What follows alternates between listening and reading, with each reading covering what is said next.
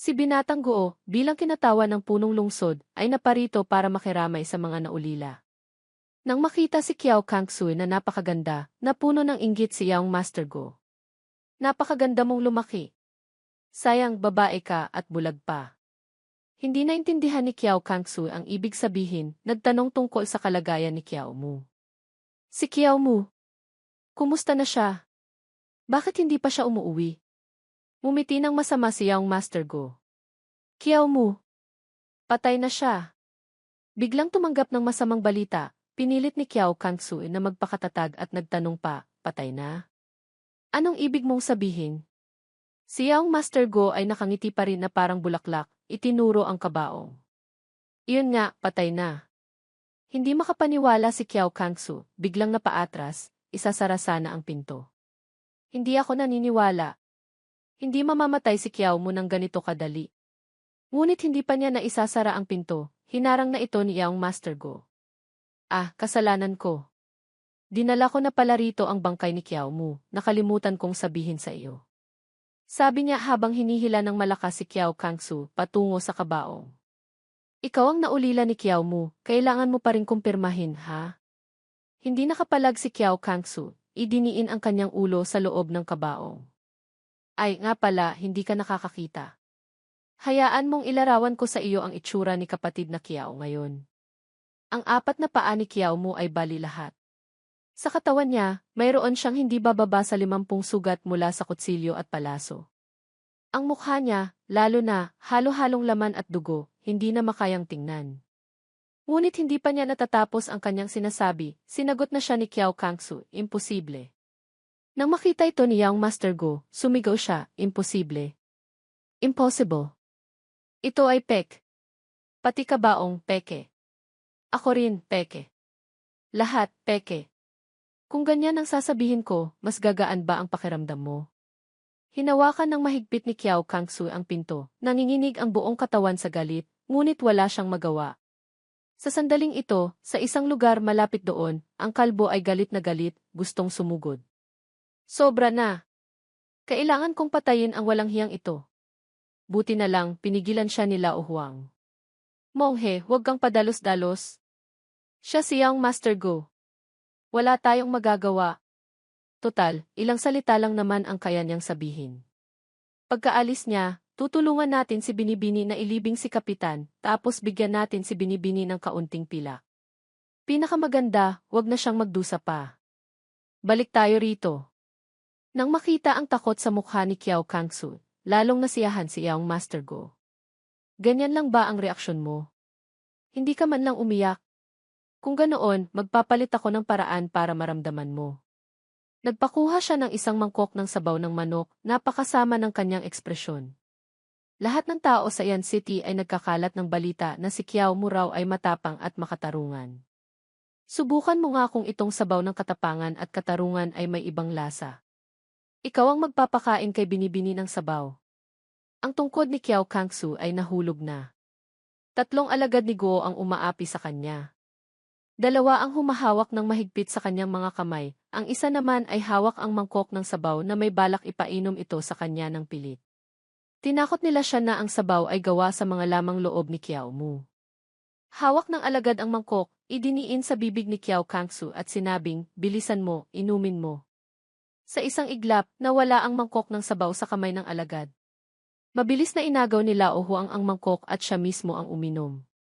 Pagkatapos uminom, lumingon pa siya, ngumiti ng napakakapanipaniwala, nag-thumbs up at sinabing, binata, ang sarap ng sabaw na ito.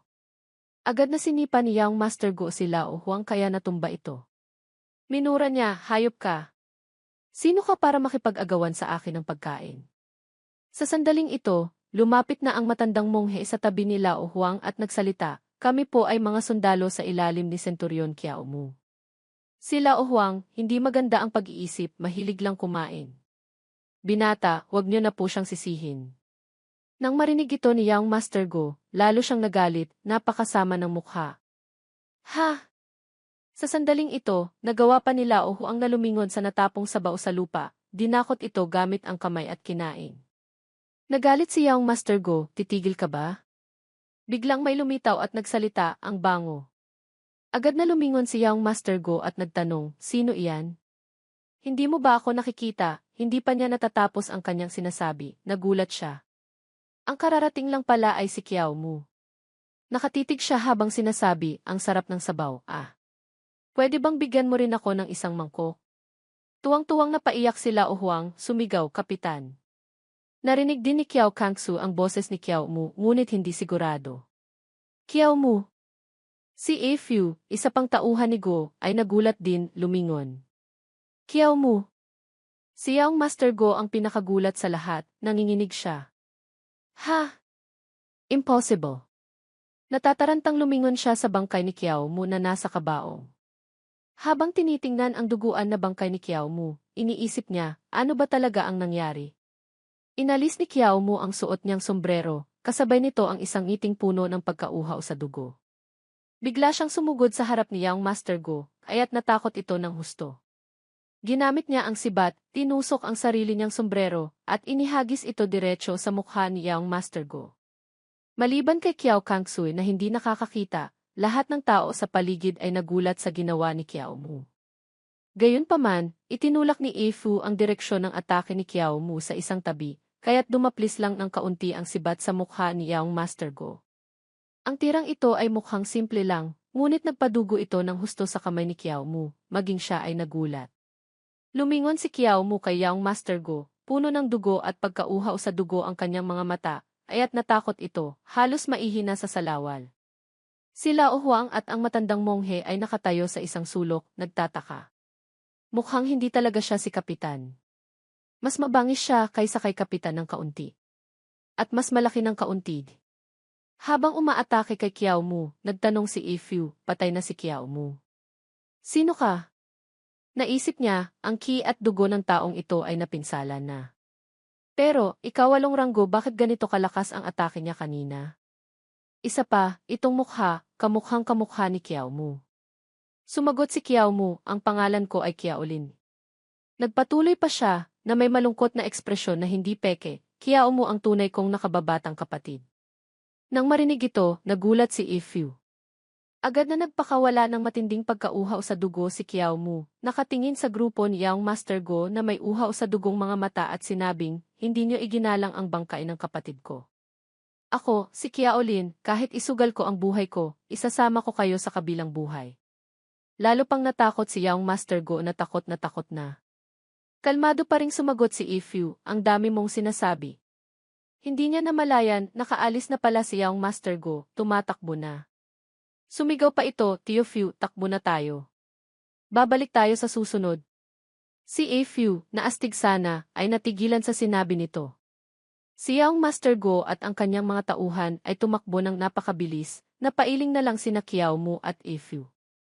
Dahil dito, napilitan ding tumalikod si A Fu, puno ng pagtataka ang kanyang mga mata. Habang pinapanood ni Kiao Mu ang pag-alis ng grupo ni Go, inalis niya ang kamay sa sibat. Ang tira niya kanina ay nagdulot ng sakit na tumatagos hanggang buto. Nanginginig pa rin ang kamay ni Kiao Mu sa sakit. Naisip niya, baka pagbalik lang ni Young Master Go sa mansyon ng punong lungsod, darating na ang mga espesyal na puwersa ng mansyon. Kailangan kong samantalahin ang pagkakataon at mamatay ulit. Sumigaw siya, bukas. Ako, si Kiao Lin, ay ililibing ang bangkay ng kapatid kong si Kiao Mu sa bundok 2, sa labas ng lungsod. Agad na naintindihan ni A Fu ang ibig sabihin ng kilos at salita ni Kiao Mu. Naisip niya, itong bata may iba siyang ibig sabihin. Bukas, lalabas siya ng lungsod. Gusto niyang kumilos bukas. Hanapin siya bukas, tama ba? Sa sandaling ito, hindi pa rin nawawala ang gana ni Kiao Mu sa pagkain. Lumingon siya at nagsalita, sakto, gutom na ako. Hindi ko inaasahan, nakauwi pa talaga ako para makakain sa buro ng kapatid ko. Sila O Huang at ang monghe, nang marinig ito, ay natulala, hindi maintindihan. Agad na kumuha si Kiao Mu ng isang mangkok ng sabaw mula sa kalderong dala ni Young Master Go. Itinaas niya ito sa bibig at masarap na humigop. Sila O Huang at ang monghe sa likuran, nang makita ito, ay dali-daling tumakbo para pigilan siya. Sumigaw sila O Huang, hindi pwedeng inumin iyan. Iyan ang kapatid mo, hindi pa niya natatapos ang kanyang sinasabi, nakita na niyang masarap na kumakain si Kiao Mu, kaya't hindi niya napigilang sumuka ng husto. Kumuha si Kiao Mu ng isang piraso ng karne, itinaas ito, at sinabing, ito ay atay ng baboy at puso ng baboy, hindi yung iniisip nyo. Yung sinabi ng binatang mayaman na iyon, naniwala kayo. Ang dalawang matanda, nang marinig ang sinabi niya, ay naguguluhan. Nagpatuloy pa siya, isa pa, narinig kong namatay ng kaawa-awa ang kapatid ko, durog ang mga lamang loob. Paano pa makakagawa ng sabaw? Ang dalawang matanda, nang marinig ang sinabi ni Kiao Mu, ay napaiyak sa awa para sa bangkay na nasa kabaong. Naisip ni Kiao Mu, mukhang hindi pa ako nabubuking di. Biglang lumapit si Kiao Kangsui mula kung saan, inamoy ang bango sa katawan ni Kiao Mu. Lumingon si Kiao Mu, nang makita ito, ay natakot ng husto. Sumigaw siya, kaya't lalong naguluhan si Kiao Kangsu. Samantala, sa mansyon ng Guo, si Yaong Master Go ay natataranta at nautal na nag-uulat kay Guyan tungkol sa nangyari. Ang kaluluwa ni Kiao Mu. Nagpakita ang kaluluwa ni Kiao Mu. Lumingon si Guyan sa anak, puno ng pagkadismaya ang kanyang mga mata. Nagtanong siya, hindi ba't naka-grounded ka? Ano na namang ginawa mo? Ang tanong na iyon ay ikinagulat ni Yaong Master Go. Lumingon si Guyan at nagtanong, Fu, sumama ka rin ba? Sumagot si Fu, punong lungsod, huwag po kayong magalit. Ang binata po ay dumalaw lang sa mga naulila ni Kiao Mu. Ngunit, nakasalubong po namin ang isang taong kamukha ni Kiao Mu. Nagpakilalang si Kiao Lin, ang kanyang nakatatandang kapatid. Si Yaong Master Go sa likuran, nang marinig ni Fu na binanggit si Kiao Mu, ay naalala ang nakakatakot na mukha nito, kaya't nanginginig siyang nagsalita, pero yung taong iyon. Nagulat ng mas detalyado si Fu. Pero yung taong iyon. Ayon po sa aking obserbasyon, si Kiao Lin ay mas matangkad kaysa kay Kiao Mu ng 1 pulgada. Magkamukha sila, ngunit makikita ang pagkakaiba sa edad. Nagtanong si Guyan, kumusta ang lakas ni Kiao Lin? Agad na sumagot si Fu, tinatayang kararating pa lang niya sa 8 ranggo. Ang kakulangan sa ki at dugo, bumaba pa nga ito na hindi na umabot sa tuktok ng 9 na ranggo. Walang dapat ikabahala. Malakas na itinapak ni Guyan ang kanyang paa sa lupa, sinabi niya, kamatayan lang ni Kiao Mu, dumating agad si Kiao Lin hindi kasimple. Malapit nang dumating ang emperador, magulo ang panahon, wala nang lakas ang punong lungsod na ito para asikasuhin pa ang mga maliliit na bagay na ito. Agad na lumitaw sa mukha ni Guyan ang matinding pagkauhaw sa dugo. Sinabi niya, Fu, ikaw mismo ang pumunta. Tandaan mo, kung magbubunot ng damo, kailangang bunutin hanggang ugat. Tutubo ulit sila kapag umihip ang hangin ng tagsibol. Habang nagsasalita, ginamit niya ang kamay para sinyasan si Fu na asikasuhin si Kiao Mu. Sumunod naman ito sa utos ng puno ng pamilya. Lumingon si Kiao Mu para iwasan si Kiao Kangsu, ngunit paglingon niya, nakita niyang nakadikit na ito sa kanya. Nataranta si Kiao Mu, dali-dali niyang iwinasiwas ang kamay para itaboy ang kamay ni Kiao Kangsu. Binibini, ngayong taon, si Ginoong Kiao ay 28 na. Sa bahay, mayroon na siyang 30 kerida, bawat isa ay may 18 uri ng sandata, 36 na talampakang pamaypay na umiikot at bumubulusok. Pakiusap, maging marangal ka. Nagpakita ng pag-iisip si Kiao Kangsu. Sa sandaling iyon, tinawag siya ni Lao Huang mula sa kabilang dako, kapatid na Kiao Lin. Inilagay nito sa kamay ni Kiao Mu ang isang supot ng pera. Nagtaka siya. Kamatayan lang ng kapatid ko ng 1 araw, ang bilis naman ng pagtugon ng pamahalaan. Tiningnan niya sina Lao Huang at ang monghe. Totoo ba talagang tulong pinansyal ito mula sa pamahalaan? Ang dalawa ay nagpakita ng pagkakasala at sumagot, syempre. Naintindihan na ni Kiao Mu. Sa itsura nila, malamang galing ito sa sarili nilang ipon. Ibinalik niya ang supot ng pera kay Lao Huang. Hindi ko kailangan ng tulong pinansyal. Wala akong pakialam sa kakarampot na perang iyan ng pamahalaan. Nataranta si Lao Huang. Agad namang kinuha ng monghe ang isang aklat at idiniin ito sa mukha ni Kiao Mu. Hindi mo kailangan ng tulong pinansyal, kung gayon, kailangan mo ba ng lihim na pamamaraan? Noon, sinabi sa akin ni Centurion Kiao Mu na poprotektahan niya ako ng husto sa labanan para lipulin ang mga tulisan. Kung makakabalik ako sa Yan City, ibibigay ko sa kanya ang lihim na pamamaraang ito bilang pasasalamat. Tuwang-tuwa ang puso ni Kiao Mu, ngunit sa labas, pinigilan niya ang kanyang emosyon, kinuha ang aklat na iyon ng Tai Bushan, damit na bakal. Isa na namang pamamaraan na kailangang sanayin. Tiningnan ng monghe ang reaksyon niya, lumingon at nagtanong kay Lao Huang, nasiyahan ba siya o hindi. Nagpaalam ang dalawa kay Kiao Mu. Inilagay niya ang lihim na aklat sa kanyang dibdib, alalim ang boses na sinabi, binibining Kiao Kangsui, madalas kong marinig na binabanggit ka ng kapatid ko. Bukas, kami ng punong lungsod ay tiyak na magkakaroon ng labanan. Umaasa akong makaalis ka agad sa Yan City para maiwasang madamay ka pa. Nang marinig ito ni Kiao Kangsu, napabuntong hininga siya. Lumapit ulit siya at inamoy ang bango sa katawan ni Kiao Mu. Itinaas ni Kiao Mu ang kamay na parang sinasabing, dalaga, naglalaro ka ng apoy. Lumingon siya at gumawa ng isang forma na sa tingin niya ay napakaastig. Ako, si Kiao Lin, maraming taon kong pinaghirapan ang aking bakal na hita. Nasa edad ako na parang lobo, parang tigre. Itong katawan mo, hindi makakayanan. Nang marinig ito ni Kiao Kangsu, gusto na lang siyang sapakin. Tumigil ka na sa pag-arte. Sigaw niya sa mukha ni Kiao Mu, sinasadya mong magsalita ng kakaiba para guluhin ang aking paghusga. Kahit hindi nakikita ng mga mata ko, nabasa na kita. Ang amoy sa katawan mo, ang boses mo kapag nagsasalita, ang tono sa dulo ng bawat pangungusap, ang dalas ng iyong mga hakbang lahat iyan ay si Kiao Mu. Matapos mapagalitan, sa wakas ay naging tapat na rin siya. Ang isang bulag na hindi nakakakita, na gustong mamuhay mag-isa sa magulong panahong ito, talagang kailangang may kaunting kakayahan. Ate Xue, hindi ka ba talaga apelyidong Ning? Napabuntong hininga si Kiao Kangsu. Mukhang tama ang hula ko. Nagtaka siya. Kung gayon, paano mo sila naloko? Nagpanggap ka ba o nagbago ng anyo? Walang pakialam na sumagot si Kiao Mu, halos ganoon na nga. Sa katunayan, sa labanan sa mga tulisan, malubha ang pinsala sa katawan ko, nahulog ako sa kampo ng kaaway. Akala ng mga kasamahan kong sundalo, patay na ako. Pagkatapos, maswerte akong nakilala si Ginoong Wang Songhe, isang dalubhasa sa landas ng immortalidad. Siya ang nagligtas sa akin at tinulungan akong lokohin sila. Nag-isip ng kaunti si Kiao Kangsu. Isang kakaibang tao mula sa landas ng immortalidad. Ganoon pala. Ganoon pala di.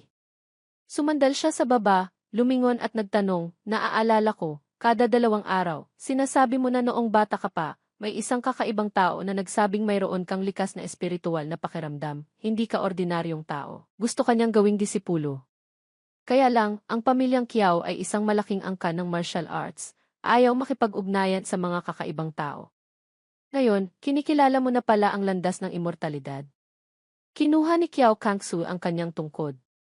Bulag na ang mga mata ko, hindi ko na matatahak ang landas ng martial arts. Ngunit baka di. Bigla siyang tumayo, tumingin sa kalangitan. Maaari akong tumahak sa landas ng immortalidad. Tiningnan ni Kiao Mu ang eksenang ito, nag-isip sa sarili. Talaga nga, magsisimula na naman ang kwento ng langit ng mata, na magbubukas pagkatapos ng gabi ng paglipol sa angkan, dudurugin ang santo ng martial arts. Biglang nagsalita si Kiao Kangsu. Kiao Mu Li. Tumayo siya sa harap niya, natatakpan ng liwanag ng araw ang kanyang mukha.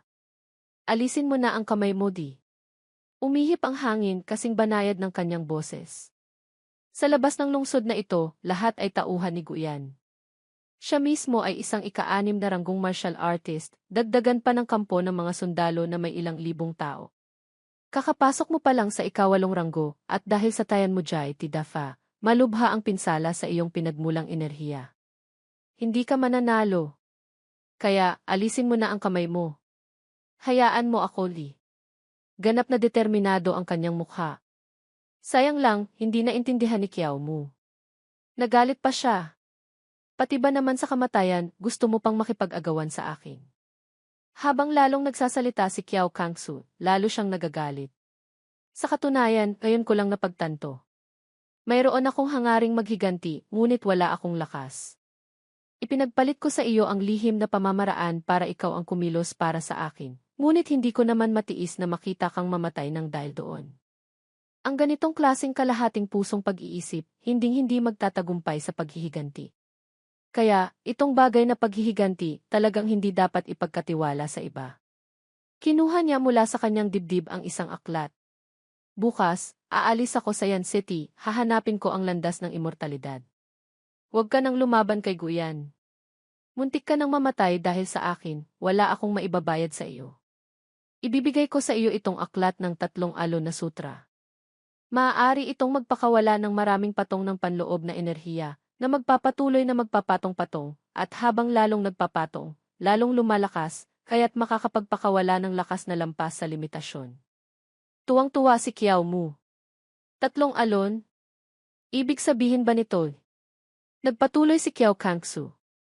Ito ang pamamaraan ng pamilyang Kiao na ipinasa sa bawat henerasyon ng aming angkan. Tanggapin mo ito, Kiao Mu. Ito na ang huling lihim na aklat. Nang marinig ito ni Kiao Mu, naantig siya, namumuo ang luha sa kanyang mga mata.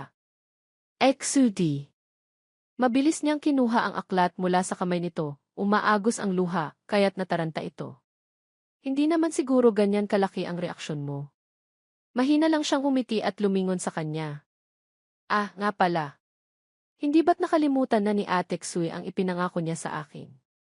May pang-aakit na ekspresyon siyang sinabi, itong ensiklopedya ng mga linya, hindi mo pa tapos basahin para sa akin. Nagulat si Kiao Kangsu. Muling umihip ang hangin. Itinaas niya ang kanyang kamao patungo sa kanya. Mayroon kang landas na sinusundan, mayroon din akong sariling landas. Seryoso siyang nagpatuloy, ang landas na ito, hanggat hindi ko naaabot ang layunin, hindi ako titigil. Nanahimik si Kiao Kangsu. Hinigpitan niya ang hawak sa kanyang tungkod. CJ. Sa abandonadong templo sa labas ng lungsod, hihintayin kita ng 7 araw. Mahina siyang nagsalita, pagkatapos ng 7 araw, kung hindi ka dumating ki. Nagbigay siya ng isang pangako. Hindi kung dumating ka, sabay tayong aalis. Makalipas ang ilang sandali, masaya ang kalooban ni Kiao Mu, naglalakad habang kumakanta. Hawak niya ang isang maliit na kahon. Dadalhin ko ang sarili ko para ilibing napakasaya ng kalooban ko. Ay, hindi. Hindi niya alam, may isang anino na nakatayo sa talampas sa likuran niya, nakatingin. Habang naghuhukay ng lupa, bumubuntong hininga siya, kapatid bumaba ka na riyan, iniwan mo akong mag-isa sa mundong ito, ano na ang gagawin ko? Tapos, habang umiiyak, inilagay niya ang kahon sa hukay. Sa itaas ng talampas, si Ifu ay nakasuot ng guwantes, handa na. Tumalon siya pababa, nagpakawala ng isang palad patungo kay Kiao Mu. Hindi inaasahan, naharang ng kahoy na kahon ang palad na iyon. Nadurog ang kahon, ang pinong abo sa loob ay tumalsik sa mukha niya.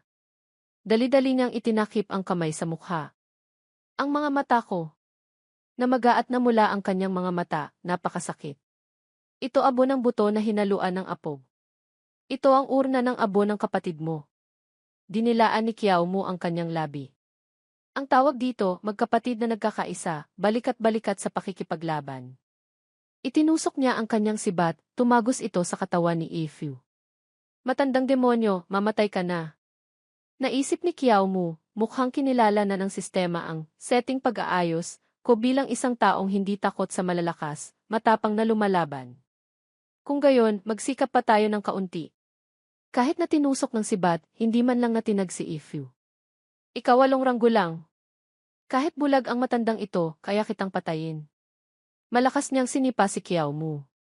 Ang mga tadyang nito, pagkatapos ng sipang iyon, ay nabali, sumuka siya ng isang bungkos ng dugo. Ang lakas ng sipang iyon ay hindi biro. Nahulog siya diretso sa bangin, walang tigil ang pag-agos ng sariwang dugo. Sa ganoong kalagayan, hindi pa rin niya nakalimutang bumangon para bigyan ito ng isang thumbs up. Salamat, kapatid. Tiningnan ni Ifu si Kiao Mu na nahuhulog, hinamak niya ito. Dalawang magkapatid lang na hamak, nangahas pang magkasala sa punong lungsod ng Yan City. Ang pagbunot ng damo hanggang ugat, napakadali lang. Lumingon siya at umalis. Dapat na akong bumalik para mag-ulat. Isang anino ang biglang lumitaw, humarang sa harap niya. Nagulat si Ifu nang makita ang nasa harap niya. Si Kiao Mu pa rin pala. Matandang demonyo. Nangahas kang apihin ang pamilyang Kiao namin na walang tao. Tiningnan niya ito, puno ng pagkauhaw sa dugo, lumakad palapit.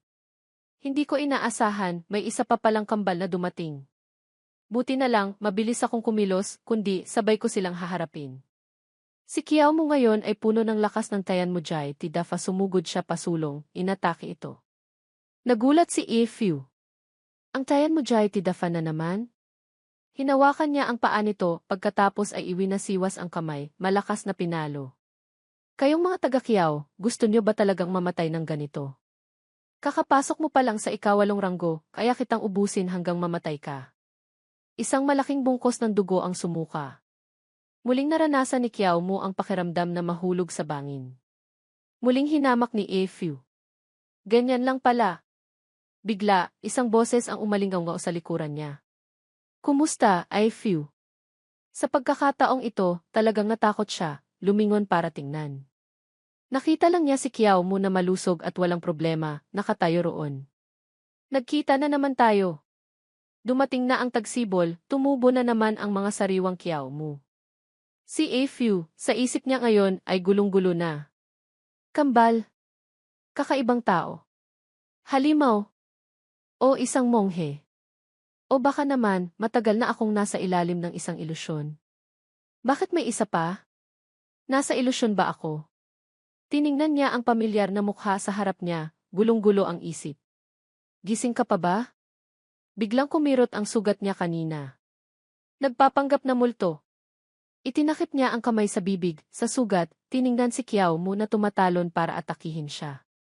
Akala mo, kapag nagpanggap kang iisang tao, magugulo mo na ako. Ginamit pa rin niya ang pamilyar na pamamaraan, ang tiyan mo Jai Tidafa. Talagang wala nang masabi si A Few. Bakit kayong mga taga-Kiao, kapag iwinawasiwas ang kamay, tiyan mo Jai Tidafa na naman? Hindi ba kayo takot mamatay? Hindi ba kayo tao? Muli niyang iwinasiwas ang kamay, pinalipad si Kiao Mu. Itinaas nito ang sibat sa kamay, gustong harangin ang atake, ngunit malakas siyang pinalo ng isang palad sa katawan, tumalsik ang dugo. Sa ikatlong pagkakataon sa araw na iyon, nahulog si Kiao Mu sa bangin. Ngunit hindi pa rin niya nakalimutang sumigaw ng isang linya hanggang sa muli. Pagod na si A Few. Hindi siya makapaniwala sa mga nangyari. Siguradong nagpapanggap na multo. Peking lahat. Sakto sa sandaling iyon, muling sumugod si Kiao Mu mula sa likuran. Tiyan mo Jai Tidafa. Nataranta si A Few, lumingon, sumigaw, wag mo akong guluhin. Talagang sumabog na siya. Mamatay ka na. Mamatay ka na. Ngunit mukhang sa pagkakataong ito, hindi na ganoon kadali tulad ng mga naunang beses. Lahat ng atake ni A Few ay nasasalo ni Kiao Mu. Ikaw ay isang dalubhasa. Pinatay mo ako ng ilang beses, 2 beses na si ang ranggo, at napakarami rin ang gantimpala. Sayang lang, noong nakaraan, bumaba na sa D-level. Masyadong halata ang pagbibigay ng puntos. Tinamaan si Kiao Mu, ngunit nagawa pa ring ngumiti. Nagdesisyon siya sa kanyang puso, kung wala ka ng silbi sa akin, at determinado ka pang bunutin ang damo hanggang ugati. Itinaas niya ang dulo ng kanyang sibat, malakas na itinusok sa tagiliran nito. Hindi kita hahayaang mabuhay. Napakalakas ng kanyang tira. Sumuka ng isang bungkos ng dugo si A Few, ngunit parang wala lang sa kanya, hinawakan niya ang kamay nito, hush, inihagis niya ito palayo. Galit na galit siya. Kahit sino ka man sa inyo, tao ka man o multo, sisiguraduhin kong hindi ka na mabubuhay pa. Muling sumugod si Kiao Mu. Hinigpitan niya ang sakal sa liig nito, at bumulong, hayaan mong ikwento ko sa iyo ang isang bagay na bago kong ginawa. Notifikasyon ng sistema, na-reset ang bilang ng beses na maaaring mabuhay sa loob ng 7 araw. Bilang ng natitirang beses na mabuhay sa loob ng 7 araw, 5 paghahati 5. Pagkatapos, niyakap niya ito at sabay silang tumalon sa bangin. Sumigaw si A Few, bitawan mo ako. Umalis ka na. Walang tigil siyang nagpupumiglas. Bitawan mo ako. Hinawakan niya ang kamay ni Kiao Mu, pilit na inaalis ang kamay nito. Bitawan mo ako. Ngunit si Kiao Mu ay ayaw bumitaw kahit anong mangyari. Hayop! Ikinapit niya ang 2 binti ng mahigpit sa katawan nito. Pagkatapos mabuhay sa ika-4 na pagkakataon sa araw na iyon, isang misteryosong ngiti ang lumitaw sa mukha ni Kiao Mu. Dumiretso siya sa mansyon ng punong lungsod para muling manggulo. Pagkatapos mag-isip, kaswal siyang naglakad patungo sa lungsod habang nagbibilang. Una, papasok ako sa malaking lungsod, magpapalit muna ng pagkakakilanlan. Siyempre, ang pera, dapat bayaran ng punong lungsod. Sa kusina ng mansyon ng Guo, isang payat na kusinero, marumi sa mantika ang mga kamay, ay maihawak na sandok na kahoy, sumasalok mula sa kaldero ng sabaw ng isang mangkok ng malinaw na tubig. Itinaas niya ito sa bibig, titikman sana ang sarap ng nilaga, nang biglang mula sa likuran, lumitaw ang isang itim na anino na may mga matang pula na parang nag-aapoy, sumasalamin, papalapit sa kanya. Natigilan siya. "Yuh-eh!" Si Kiao Mu, na parang ipo-ipo, ay pumasok mula sa bintana. Ang dalawang kamay ay nakataas, hawak ang isang tirador na yari sa matigas na kahoy, ang goma ay banat na parang mapuputol na. Ang mga bilog na bato ay sunod-sunod na pinakawalan sa nakakagulat na bilis, parang graniso, tumatama diretsyo sa mga kusinerong nakatayo roon. Ang tirador sa kamay ni Kiao Mu ay sumisipol na parang ugong ng hangin bago ang bagyo, pinupunit ang espasyo, dala ang malupit na lakas. Sa isang iglap lang, ang mga nasa kusina ay sabay-sabay na bumagsak, walang malay, hindi man lang nakasigaw. Mahinang inalog ni Kiao Mu ang kanyang pulso. Ang tirador sa kamay niya ay bahagyang umuusok. Malamig na sumulyap ang kanyang mga mata sa eksena sa harap niya, bahagyang umisi ang gilid ng kanyang bibig. Nabuhay na ako ng maraming beses, pero hindi pa ako nakapagdiwang. Ngayon, kailangan kumain ng masarap, pasasalamat sa mga kusinero. Si Kiao Mu ay umupong nakadekwatro sa mamasa-masang sahig. Ang dalawang kamay ay mahigpit na yakap ang mangkok ng pansit na umuusok pa. Mabilis na gumagalaw ang mga chopsticks, ang dilaw na pansit ay umiikot sa kanyang bibig. Sa labas ng pinto, biglang may umingay. Agad siyang sumugod sa pinto, may nakasabit pang hibla ng pansit sa gilid ng kanyang bibig na hindi pa nalulunok. Mula sa siwang, ang boses sa labas ay pumasok. Kifi itong ilong ng aso, ang talas talaga. Pagdating sa pagkain ng karne, alam lang tumakbo sa likod ng kusina. Sa labas, si Young Master Go, hawak ang tali ng aso, ay pumasok sa kusina. Nang makita ito ni Kiao Mu, bahagya siyang kumunot noo, naisip sa sarili, kung kikilos ako agad ngayon, mahuhuli ako. Sa anggulo ng siwang ng pinto, baka may mga alagad pa akong hindi nakikita. Pinunasan niya agad ang natirang sabaw ng pansit sa kanyang bibig, walang pakialam na nag-isip, mahuli kong mahuli. Hindi naman ako takot mamatay.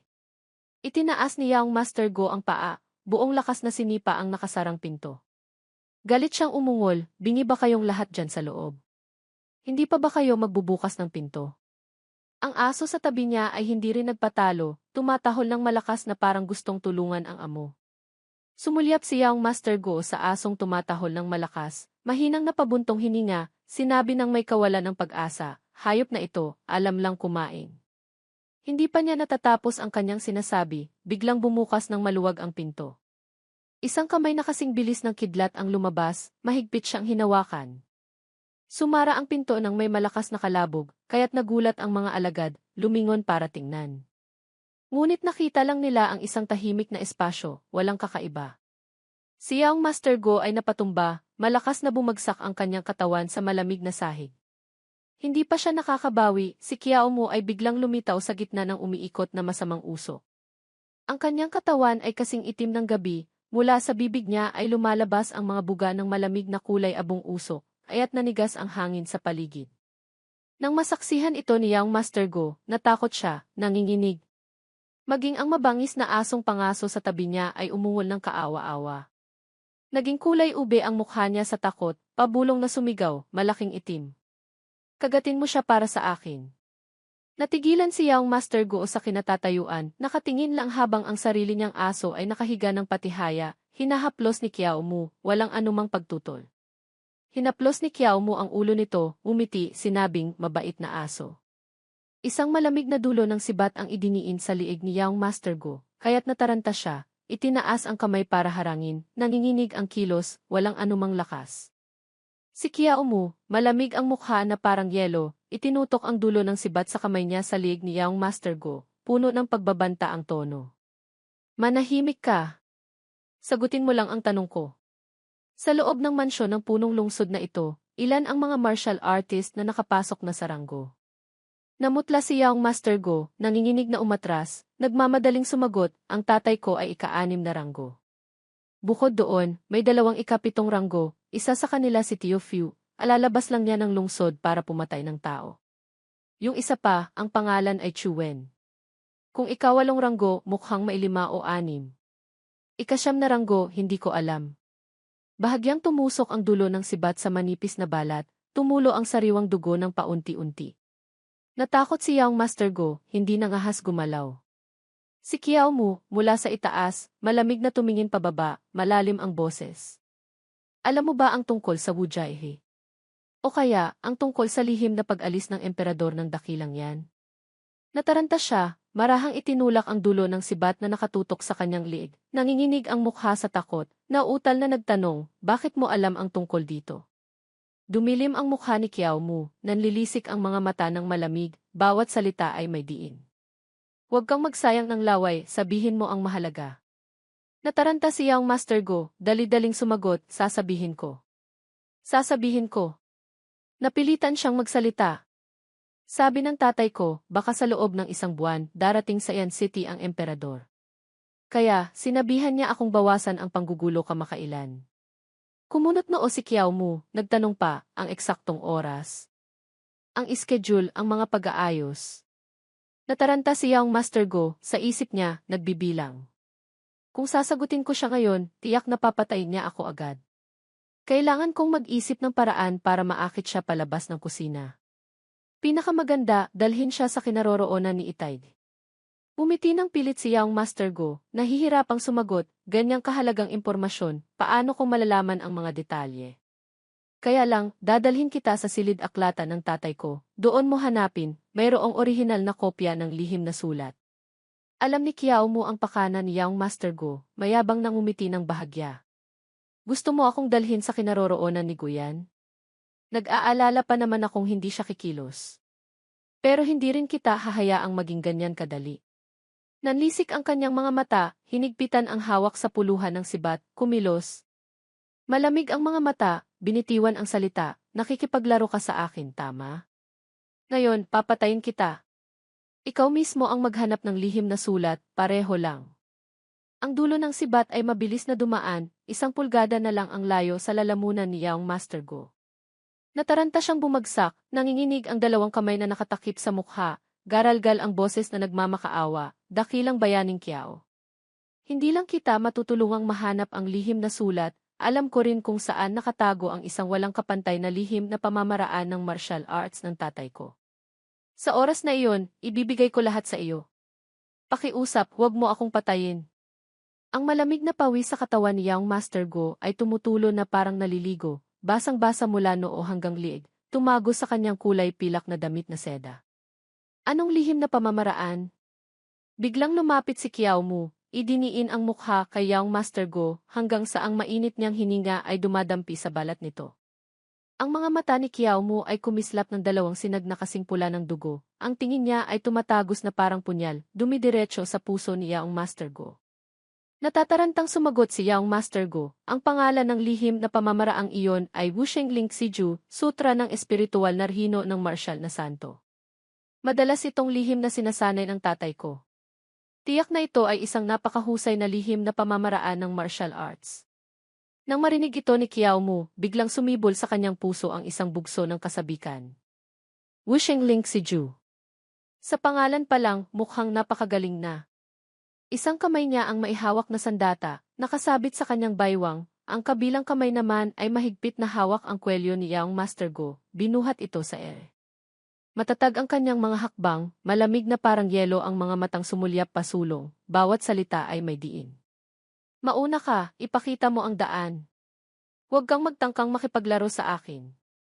Sa silid-aklatan ni Guyan, matatag na nakaupo si Kiao Mu sa mesa, matatalas ang mga matang pinagmamasdan si Young Master Go na masipag na naghahalungkat sa mga lumang estante ng aklat. Marahan niyang binuksan ang takip ng isang kahon, kinuha ang isang lumang aklat, at maingat na ibinigay kay Kiao Mu. Puno ng pagtataka ang kanyang mga mata. Ganyang kahalagang bagay, lahat ba ay ikinandado ni Guyan? Huminga ng malalim si Young Master Go, medyo tuyo ang lalamunan, sumagot, bukod sa akin, walang sinumang nangangahas pumasok sa silid-aklatan ng tatay ko nang walang pahintulot. Marahang binuklat ni Kiao Mu ang bawat pahina ng aklat, nakatuon ang mga mata sa bawat linya ng salita. Sa isip niya, biglang sumagi, ano ba talaga itong pamamaraan na ito? Hindi sinasabi ang tungkol sa paghinga, hindi rin sinasabi ang tungkol sa mga kamao, paa, o sandata kundi tungkol sa kutob. Itong lihim na pamamaraan ng pagpapalakas ng espiritu, kutob na sensitibo, nahulaan ang unang kilos ng kalaban ganito ba talaga kahanga-hanga. Biglang lumingon si Kiao Mu patungo kay Young Master Go, kumislap ang pagtataka sa kanyang mga mata. Dali-dali niyang isinara ng malakas ang aklat, ang kabilang kamay naman ay mabilis na hinugot ang dulo ng sibat, itinutok diretso sa liig nito. Malamig ang tono ng kanyang boses. Bakit ganito kanipis ang pamamaraang ito? Baka naman may kalahati pa ito. Walang magawa si Young Master Go, iwinasiwas ang kamay, kumunot ang noo, mukhang nahihirapan, nagsalita, itong bagay na ito mukhang sa lihim na silid ng tatay ko mayroon pa. Gusto mo bang dalhin kita roon para tingnan? Malamig na nagbabala si Kiao Mu, puno ng banta ang kanyang boses. Huwag kang magtangkang makipaglaro ha. Dali-daling tumango si Young Master Go, walang tigil sa pagsasabi, syempre. Syempre. Dahan-dahan niyang binuksan ang pinto, palinga-linga ang mga mata na parang magnanakaw. Pautal-utal na humakbang si Young Master Go, sa likuran niya ay si Kiao Mu na sumusunod, nagmamasid. Nagangalit ang mga ngipin ni Young Master Go, sumibol sa kanyang puso ang isang bugso ng kawalan ng pag-asa. Sumulyap siya sa paligid, pilit na naghahanap ng butas para makatakas. Nasa likuran pa niya si Kiao Mu, basta kumilos lang siya ng kaunti, kikilos na rin ito. Pero hindi niya nakikita ang ekspresyon ko. Siguradong may paraan. Siguradong may paraan para makatakas sa kanya. Kung sa loob ng mansyon ng punong lungsod na ito, ang taong pinakamalamang na makakaligtas sa kanya ay ang kanyang ama at si Chuen lamang. Ang braso niya ay nakakandado ng mahigpit ni Kiao Mu na parang bakal na pang-ipit. Lahat ng kilos ay walang silbi, nararamdaman lang niya ang sakit na kumakalat mula sa kasukasuan hanggang sa dulo ng mga daliri. Lihim na sumulyap si Young Master Go sa likuran, basang-basa ng malamig na pawis ang kanyang likod. Sa isip niya, biglang sumagi wala si Itay sa silid aklatan. Siguradong nasa lihim na silid pa siya. Basta makarating lang ako sa lihim na silid, tiyak na mabubuhay ako. Biglang nagulat si Young Master Go. Sa tapat niya mismo ay si Chuen na nagbabantay sa harap ng pinto ng lihim na silid. Sa puso niya, lihim siyang nagsaya. Pagkakita pa lang ni Chuen sa anino ni Young Master Go, agad siyang yumuko, nagbigay galang, umalinggaw ang magalang niyang boses.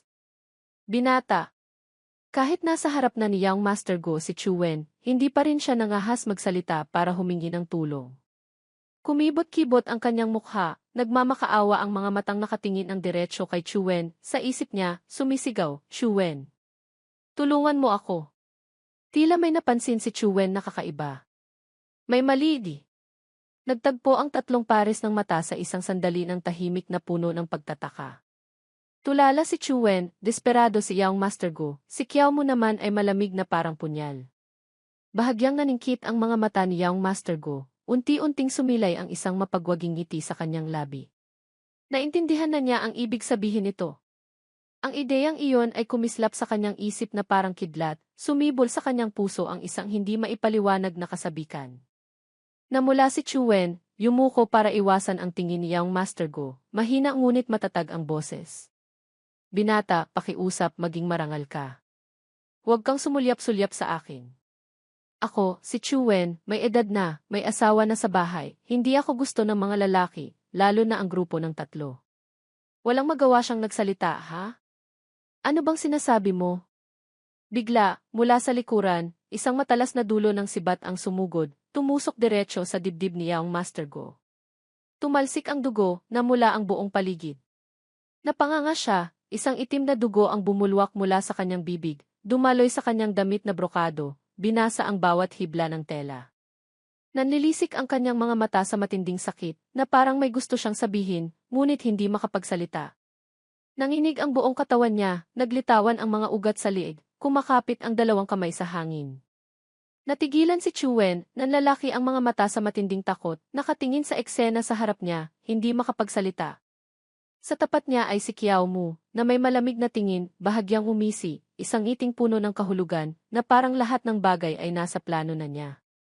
Si Young Master Go, sa matinding sakit, walang tigil sa panginginig ang katawan, nanlalabo ang mga mata, may mga pulang guhit ng dugo, puno ng desperasyon ang tingin na nakatuon kay Chuen. Itinaas niya ang kamay, pilit na nagsalita ng mahina, tulungan ako tulungan. Bawat hininga ay nagiging mahirap na parang unti-unti nang nawawala ang buhay sa kanyang mga kamay. Bigla, bumagsak siya sa sahig, wala nang lakas ang katawan. Nataranta si Chuen, umatras, nanlalaki ang mga mata sa matinding takot, at sumigaw, may asesino. Galit siyang humugot ng espada, sumugod na parang rumaragas ang bagyo, umuungol, nasa panganib ang binata. May asesino! Si Kiao Mu, na may matalas na tingin na parang punyal, puno ng hamon, hinihintay ang tira ng kalaban. Malakas niyang hinugot ang sibat mula sa dibdib ni Yaong Master Go, inihagis ito patungo kay Chuen na sumusugod. Malamig ang mga mata, binitiwan ang salita, gusto mo ng ganyan? Kung gayon, ibibigay ko sa iyo. Sa likuran ni Kiao Mu, biglang bumukas ang pinto. Isang kakaibang kulay ube na masamang enerhiya, makapal, ay agad na kumalat, bumalot sa espasyo. Pagkarinig pa lang ng kakaibang ingay, agad siyang lumingon, sumulyap, sukdulan ang kanyang pag-iinga. Galit na lumabas si Guyan. Sa paligid niya ay umiikot na masamang enerhiya, ang kanyang aura ay napakalakas na parang gustong lamunin ang lahat. Ang buong katawan ni Guyan ay nag-aapoy sa isang masamang enerhiyang kulay dugo, umiikot, dahan-dahang kumakalat na parang laso na hamog, bumabalot sa espasyo. Sa tapat, si Kiao Mu, isang kamay ang nakahawak sa dibdib, humihingal, ang kabilang kamay naman ay mahigpit na hawak ang sibat, nakayuko ang katawan sa depensibong posisyon. Ang mga mata ni Guyan ay namumula, nanlilisik, galit na galit ang mukha. Nagangalit siya, naisip sa sarili, sa wakas, napilit din kitang kumilos.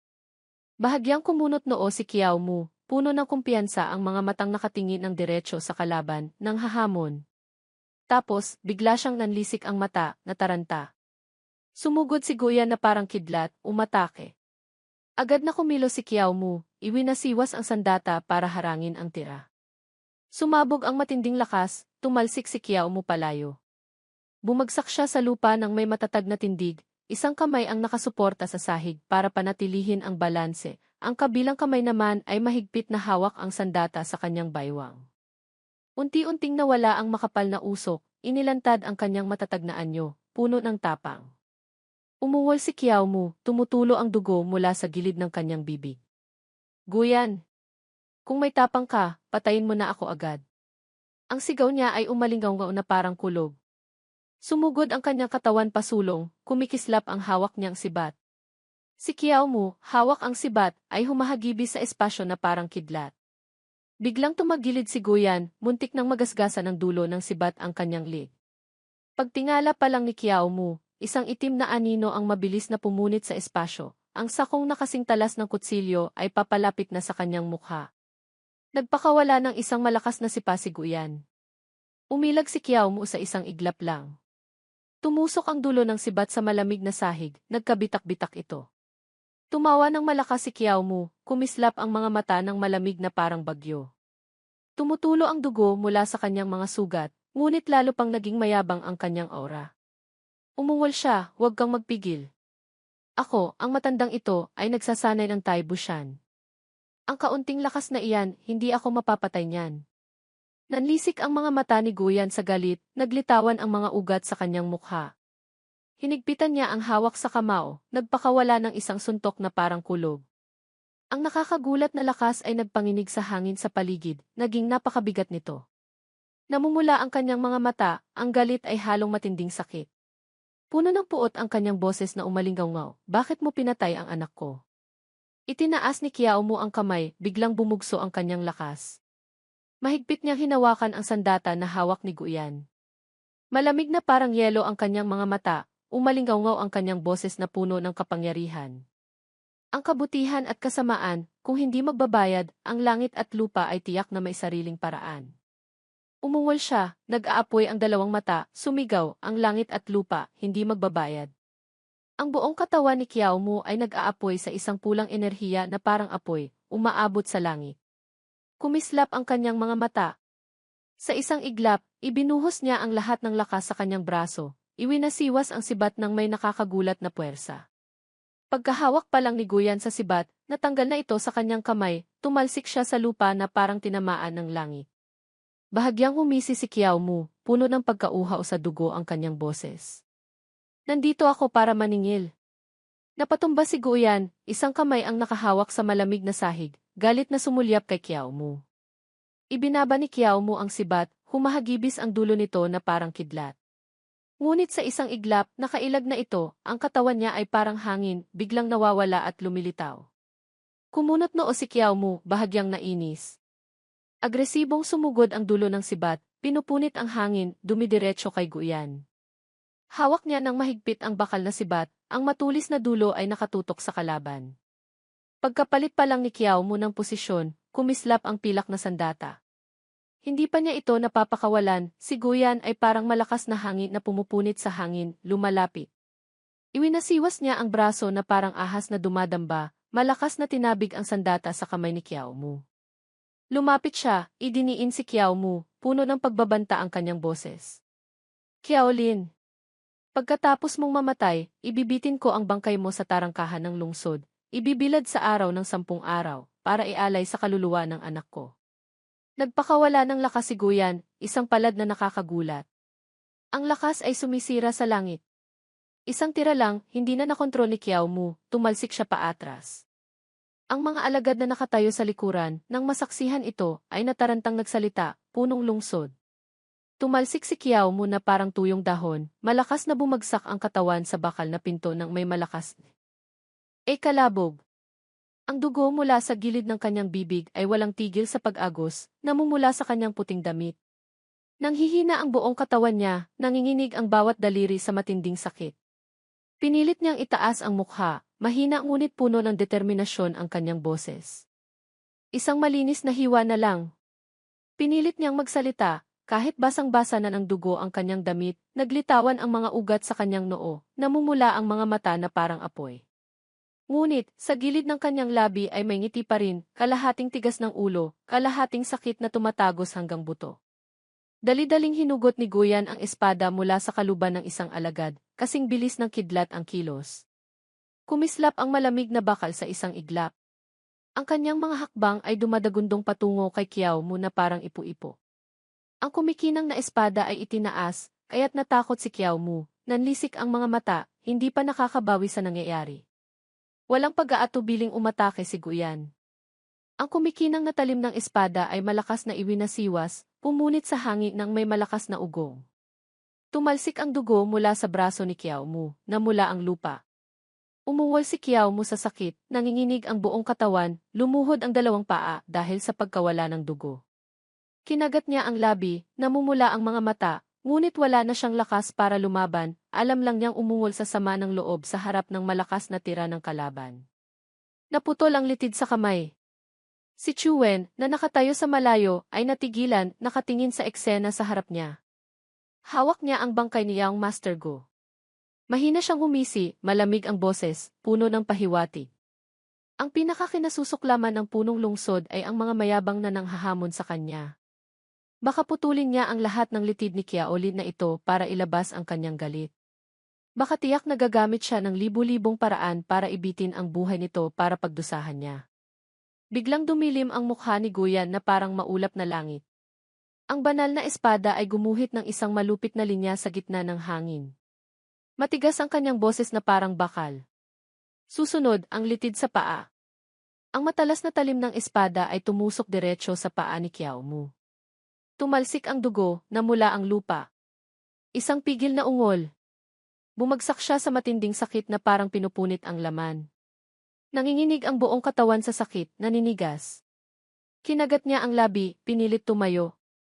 Umiikot ang ulo, nag-iisip, itong matandang demonyo, hindi talaga ako papatayin.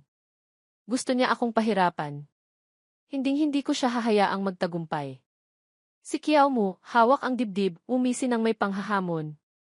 Isang hininga ng kabayanihan, libu-libong milya ang mararating. Sa harap niya, si Guyan, maitim ang mukha na parang uling. Ang malamig na kislap ng espada ay humahagibis sa hangin na parang gustong putulin ang mayabang na orang iyon. Ang mukha ni Guyan ay nabahira ng kalupitan, bawat linya ay kasing talas ng punyal. Sumulyap ang kanyang mga mata ng malamig, kaya't nanigas ang hangin sa paligid.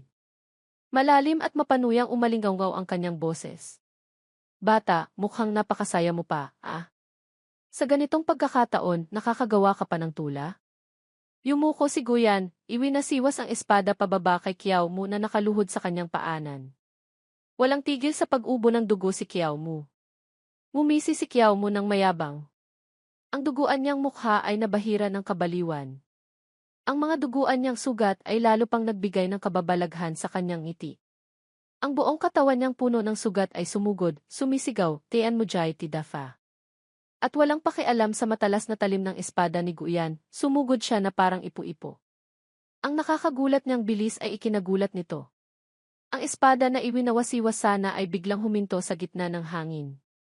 Bahagyang kumunot noo si Guyan, kumibot-kibot ang gilid ng kanyang bibig.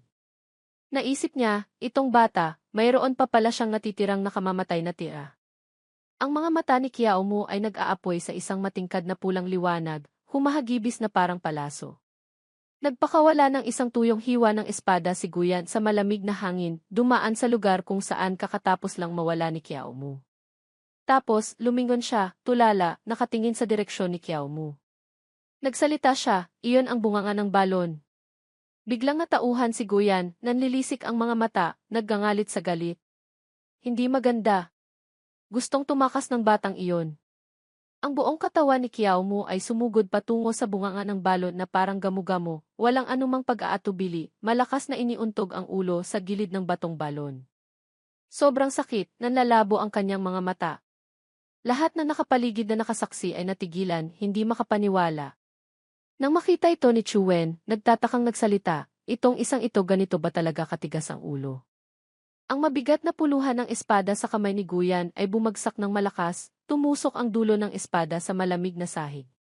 Hinigpitan ni Guyan ang hawak sa kamao, mabibigat ang bawat hakbang napapalapit at huminto mismo sa harap ng bunganga ng balon. Itong taong ito ganito ba talaga katigas ang ulo? Lumingon si Guyan, dahan-dahan, malamig ang mukha na parang yelo, ngunit sa kanyang mga mata ay nag-aalab ang apoy ng galit. Mahinang sumulyap sa mga alagad. Mga hayop! Napakarami nyo, tapos hinayaan niyong makatakas ang isang baldado. Ang mga alagad ay takot na takot, pinagpapawisan, sabay-sabay na sumagot ng malinaw.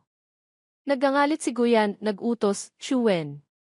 Bumaba ka, kunin mo ang bangkay. Buhay man o patay, kailangang makita. Yumuko si Chuen, nagbigay galang, sumagot, opo. Sa tabi ng lawa sa labas ng lungsod, ang grupo ni Songhee ay tahimik na pumapasok. Biglang may nakitang gumagalaw. Mahina siyang sumulyap. Sa malamig na lawa, ang katawan ni Kiao Mu ay nakalutang ng patihaya, naanod na parang tuyong sanga. Ang buong katawan niyang puno ng sugat, namumula sa dugo ang buong tubig. Nang makita ito ni Songhee, nataranta siya, nag-utos sa mga alagad, si Kiao Lin. Bilisan niyo, ahunin niyo siya. 3 araw na ang lumipas mula nang mangyari ang insidente kay Kiao Lin. Ang kwento ng kabayanihan ni Kiao Lin na matapang na sumugod sa mansyon ng punong lungsod, mag-isang pinatay si Yaong Master Go, ay kumalat na sa lahat ng dako sa loob at labas ng Yan City. Sa harap ng tarangkahan ng lungsod, nagtipon ang napakaraming tao. Ang daloy ng mga tao ay parang tubig na walang tigil sa pag-agos.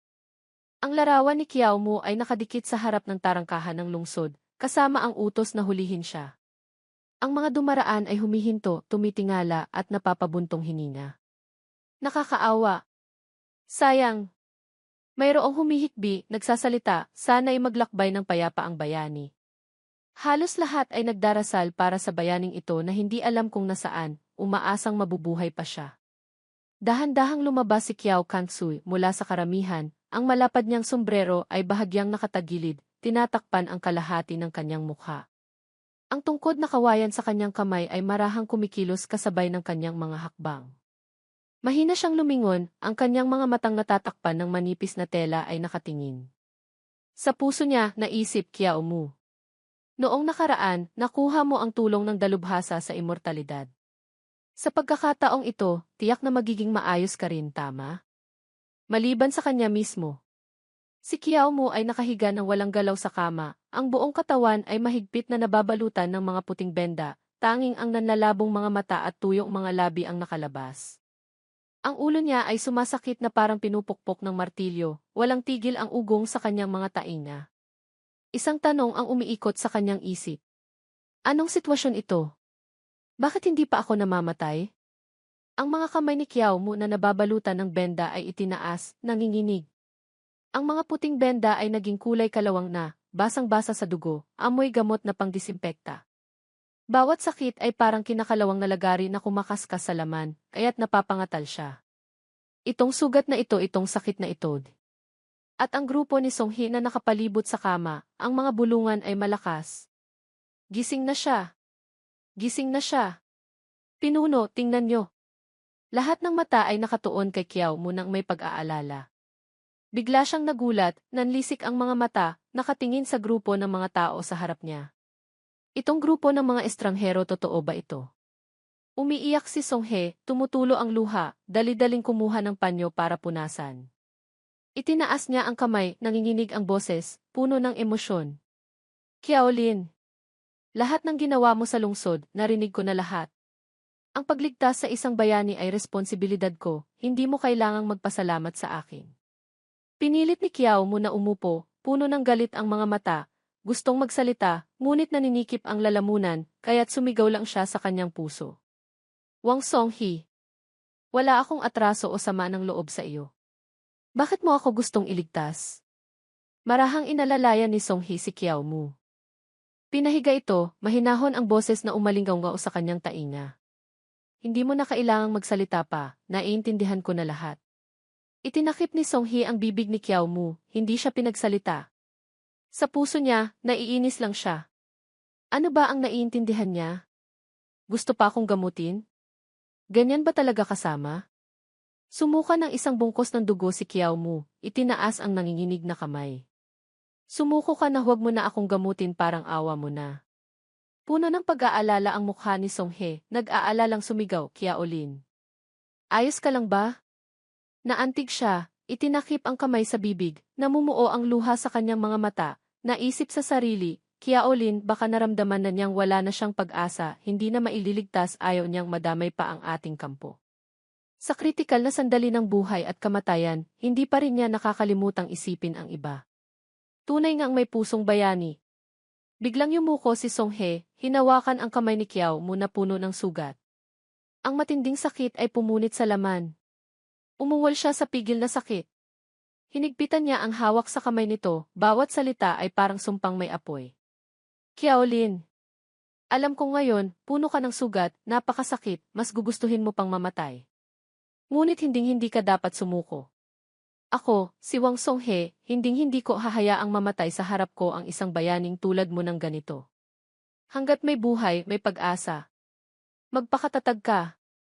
Nakahiga ng walang galaw si Kiao Mu sa kama, bawat salita ay parang kutsilyong humihiwa sa kanyang puso. Biglang kumibot-kibot ang kanyang mukha, ang kulay nito ay nagbago mula sa maputla patungo sa kulay ube sa isang iglap. Nag-aalab sa galit. Biglang bumagsak ang mga kamay ni Kiao Mu na parang sirang sanga ng willow, nahulog mula sa yakap ni Songhee. Ang mga payat niyang daliri ay bahagyang nanginig, tapos ay hindi na gumalaw, walang lakas na nakalaylay sa gusot na kumot, na parang ang mismong buhay sa kanya ay nawawala na. Nawalan ng malay si Kiao Mu. Ang mukha niya ay kulay ube, tuyo ang mga labi, hirap na hirap sa paghinga. Sa gitna ng panganib, desperado siyang naisip, Panginoon. Bilisan mo, iligtas mo ako sa mga kamay ni Wang Songhee. Sa isang iglap lang, nalagutan na ng hininga si Kiao Mu.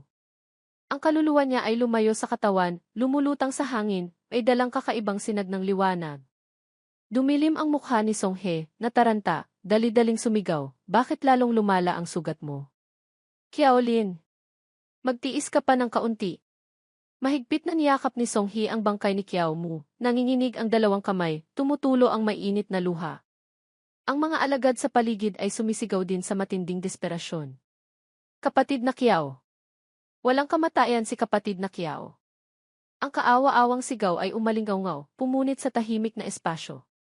Sa mataas na sanga ng puno, bahagyang kumunot noo si Kiao Mu, malamig ang mga matang nakatuon sa ingay. Marahan niyang iwinawasiwas ang paa, relax. Isang tunog mula sa sistema. Sunod-sunod na impormasyon ang lumitaw sa panel ng sistema. Pagtataya sa antas ng kamatayan, gantimpala ng kasanayan sa kamatayan sa pagkakataong ito, 26 puntos. Natitirang puntos ng kasanayan, 14 na puntos. Puntos na nabawas para sa paglago ng kasanayan, 53 puntos. Bilang ng beses na mabubuhay sa loob ng 7 araw. Kasanayan sa longevity feast, Luin Evetithin, pagpapalakas ng enerhiya, dalubhasa, 60%. Wushing Link Siju, panimula, 100%. Chayan Mujay Tidafe, dalubhasa, 100%. Aaron Crotch Gong, dalubhasa, 100%. Iba pang gantimpala, paglago ng ki at dugo. Bahagyang kinagat ni Kiao Mu ang isang dahon, nakatitig ang mga matang mapanuri sa kumikislap na impormasyon sa panel ng sistema. Hinaplos niya ang baba, malalim ang iniisip. Kahit medyo matagal ang ginugol na oras, mukhang sa huli, namatay pa rin ako. Nagdekwatro siya, mayabang nang umiti. Pero itong walang epektong pagliligtas, sa halip ay nagbigay sa kamatayang ito ng ilang bahagi ng pakiramdam ng isang maalamat na tadhana. Tumaas na rin ang pagtataya. Hindi lugi. Isang bugso ng enerhiya ang sumabog, umiikot na parang gintong dragon na bumubuga. Umisi siya. Lumitaw na ang Danchan-ki. Mula sa gitnang yugto ng ikawalong ranggo, tumalon ako sa tuktok ng ikapitong ranggo. Ang mga kamay ni Kiao Mu ay tumigas na parang bakal, naglalabas na nag-aalab na lakas. Sumandal siya sa baba, naniningkit ang mga mata, puno ng pagkalkula. Malalim ang kanyang boses. Sa pagkakataong ito ng muling pagkabuhay, may pakiramdam na parang lumampas na ako ng ilang dekada. Ang Wushing Link Siju, nasa panimulang antas na. Ilang matitigas na pamamaraan, nagkaroon na rin ng paglago. Isang maputlang pula ang dumaan sa kanyang pisngi, may halong kaunting hiya at pagmamayabang. Mahina siyang umiti, nagpatuloy, ang husay na ito talagang hindi karaniwan. Mula sa likod ng mga palumpong, biglang may umingay na kakaiba, sinira ang tahimik na kapaligiran. Nakasilip sa likod ng makakapal na palumpong ang tatlong tulisan, lihim na sinusubaybayan ang bawat kilos niya. Sumugod si Kiao Mu sa harap ng mga tulisan, malamig ang tingin, sumigaw siya, "Sino iyan?" Agad na naging alerto ang tatlong tulisan, sabay-sabay na umatras, puno ng takot ang mga mata. Isang malakas na sumigaw, "Sino ka? Bakit ka sumisilip sa aming kampo?" Ang isa pa, namumutla ang mukha, nanginginig na itinuro si Kiao Mu, "Nautal, ikaw, bakit kamukhang kamukha mo yung nasa loob ng kampo?" Umupo siya sa lupa, nakatitig sa malayo, kinakalkula ang bawat hakbang. Yung kapatid na iyan, nagamit ko na. Sa bawat muling pagkabuhay ko, dahil sa paglago ng ki at dugo, medyo mas matanda akong tingnan. Sa pagkakataong ito, iba naman ang gagamitin ko. Biglang tumayo si Kiao Mu, iwinasiwas ang kamay ng may otoridad, umalinggaw ang kanyang boses. Ang apelyido ko ay Kiao, pangalan ko ay Kiao Sen. Naparito ako para hanapin ang anak kong si Kiao Lin. Baka nandito rin siya. Tiningnan siya ng tatlong tulisan nang may pagtataka, hindi inaalis ang tingin. Teka, ang ama ni Kiao Lin ganito kabata. Mukhang mahigit 30 taong gulang ka lang. Palihim siyang humisi ng mayabang. Ito ang epekto ng longevity feast. Sabi ni Ate Xu, kapag naabot na ang perpektong antas ng longevity feast, maaaring mabuhay ng matagal nang hindi humihina. Mukhang wala pa akong masyadong nararamdaman. Ngayon, naabot ko na ang pagiging dalubhasa sa pagpapalakas ng enerhiya, nararamdaman ko ng malakas at hindi humihina ang aking dugo sa paligid. Tiyak na kailangang matutunan ko agad ang panloob na kamao. Itinakip ni Kiao Mu ang bibig, umiti habang nagdadahilan. Ang buong katawan niya ay nagliliwanag. Maagang matulog, maagang gumising, masipag na nagsasanay ng banal na pamamaraan para protektahan ang katawan, iyon lang. Mga Ginoo, maaari niyo ba akong dalhin sa anak ko? Ang mga tulisan ay natigilan, tulala ang mga mukha. Isang nautal, ito. Makalipas ang ilang sandali sa pagamutan ng kampo ng mga tulisan. Ang bangkay ni Kiao Mu bago muling mabuhay ay pinalitan ng malinis na damit, ang katawan ay maayos na inilagay sa kama, na parang mahimbing lang na natutulog. Lumapit si Kiao Mu, malalim ang tingin sa sarili niyang bangkay na tahimik na nakahiga sa kama. Ang bangkay na iyon, kahit sa kanya, ay hindi na siya. Namatay na siya at muling nabuhay. Sa tabi niya ay si Song He, nakasandal sa gilid ng kama, umaagos ang luha sa sakit. Nagsalita si Kiao Mu para pagaanin ang loob nito. Ginoong Wang, patay na ang anak ko. Ang kabayanihang ito, hindi na kailangang magdalamhati. Matigas niyang sinabi, malamig ang boses, kaya lang tapos na ang usapin ng mga patay. Ang mga buhay, kailangan pa ring magpatuloy sa pag-imbestiga. Nang marinig ito ni Songhe, tumingala siya kay Kiao Mu, hinigpitan ang hawak sa kamao, naggangalit ang mga ngipin, umungol, guyan. Ang punong lungsod ng Yan City na iyon ang pumatay sa dalawa kong anak. Pagkatapos ng ilang araw, pupuntahan ko siya at papatayin. Nangilabot si Songhe sa nag-aalab na aura sa harap niya, sumibol sa kanyang puso ang isang ideya. Hindi kataka-taka, ang magkapatid na Kiao, ganito katigas ang ulo. Iyon pala, dahil sa isang amang tulad mo ang nagturo. Tumayo ng tuwid si Kiao Mu, matatag ang tingin na parang bakal, bahagyang tumagilid ang ulo, tumingin ang diretsyo kay Songhe, umalingaw ang boses sa espasyo. Ginoong Wang, nakikita ko, kahit na ikaw ay isang tulisan, mayroon kang pusong mapagkalinga sa sanlibutan. Hindi ko alam kung handa kang sumama sa akin pababa ng bundok para supuin si Guyan, para sabay nating hanapin ang isang daan para mabuhay ang mga mamamayan. Nang marinig ito, bahagya siyang kumunot noo, sumagot, ang mga salitang ito napakapamilyar. Si Kiao Mu, malamig ang mukha na parang yelo, sa puso niya, lihim na kinakalkula ang diskarte. Ngayon, ako ay nasa tuktok na ng ikapitong ranggo. Kung lalabanan ko si Guyan, mayroon pa akong lakas para lumaban. Ngunit ang mansyon ng Go, hindi lang si Guyan ang nandoon. Kailangang maghanap pa ng katulong para mas maging maayos. Mahinang itinakip ni Songhe ang bibig, naningkit ang mga mata, tumingin sa malayo. Isang ideya ang biglang sumagi. Kiao Sen, napakataas ng antas ng paglilinang ng taong ito. Ngayon, maaari kong gamitin ang kanyang kamay para tanggalin si Guyan, talagang magandang bagay iyon. Ngunit siya at si Kiaolin, parehong padalos-dalos, madaling makasira ng mga bagay. Mas mabuting payuhan muna siya ng kaunti. Bigla siyang tumayo, nagbigay galang, at marahang tumanggi ng may matatalinong salita. Kahit isang mata lang, makikita ang aking pusong mapagkalinga sa sanlibutan, hindi ako ordinaryong tulisan. Ako'y labis na humahanga. Ngunit ang pagharap kay Guyan, kailangang pagplanuhan ng matagal. Hindi maaaring basta na lang sumugod sa mansyon ng punong lungsod ng walang babala. Lumapit si Kiao Mu sa kama, iniunat ang kamay patungo sa sarili niyang bangkay, malamig ang boses na umalingaw-ngaw. Kung gayon, ikaw na ang mag-isip. Kapag mayroon ka ng ideya, hanapin mo ako. Nasaksihan ni Songhe, nanlaki ang mga mata sa gulat, nagsalita, teka. Ano po ang gagawin ninyo? Umisi si Kiao Mu, isang kamay ang humawak sa sarili niyang bangkay, binuhat ito, ipinatong sa balikat. Malamig siya, matalas ang mga mata na parang punyal na sumulyap sa mga tao sa harap niya, bumaba ang tono ng kanyang boses. Hindi ba't sinabi niyong hinahanap pa rin ng mga alagad ni Guyan ang bangkay ng anak ko kung saan-saan? Buhay man o patay, kailangang makita, tama?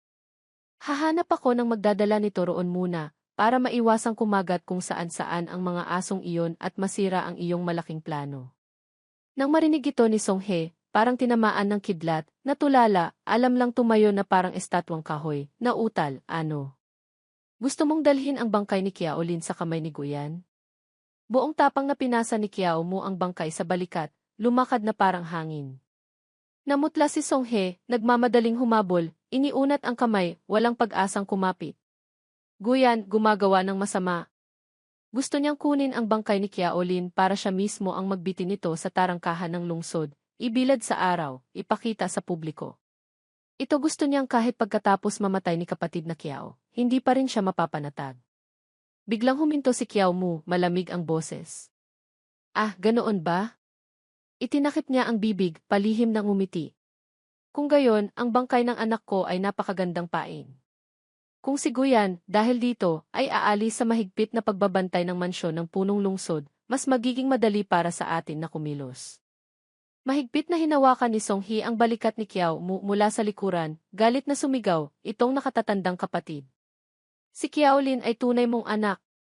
Marahang hinawakan ng kamay niya ang kamay ni Songhe na nakapatong sa kanyang balikat, ang malamig niyang ngiti ay nabahira ng kabaliwan, bawat salita ay parang lumalabas sa pagitan ng kanyang mga ngipin. Hindi na kailangang magsalita pa ng marami. Kung mapapatay si Guyan, ako, bilang kapalit ng anak ko, ay magiging pain, handa akong magsakripisyo. Namutla si Songhe, umatras ng isang hakbang, puno ng takot ang mga mata, hindi makapaniwala sa narinig.